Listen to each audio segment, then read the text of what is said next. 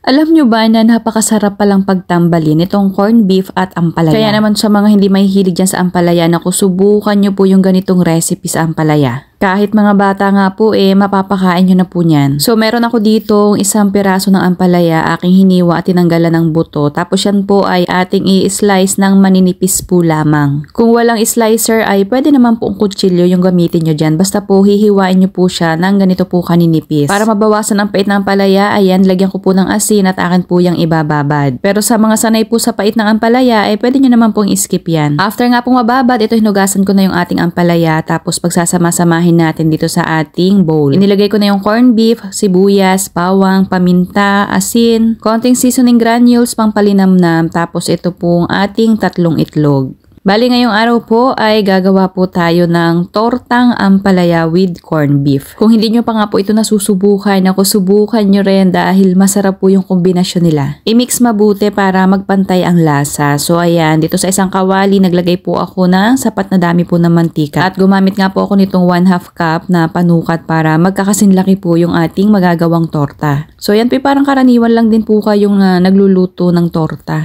Kapag ma-brown na po yung kabila, babaligtarin nyo na po yan. At kung umabot nga po kayo hanggang dito sa part ng ating video, ay pakipusuan nyo naman po itong ating masarap na recipe. And syempre mag-comment na rin po kayo dyan kung nasubukan nyo na po ba yung ganitong recipe natin sa corned beef at ampalaya. Ayan, kapag ganyan na po, ayan, paulit-ulit nyo lamang pong gagawin hanggang sa maluto nyo na po lahat yung gagawin nyo nga pong torta. So ayan mga mi, masarap po yan at dahil nga po ibinabad natin sa asin yung ampalaya, hindi naman po siya ganoon kapait. Basta hihiwaan nyo rin po siya ng ganoon po kaninipis. Nako, kapag meron kang ganitong isang bilog talaga naman pong solve na solve ng inyong kain. So ayan na, serve and enjoy!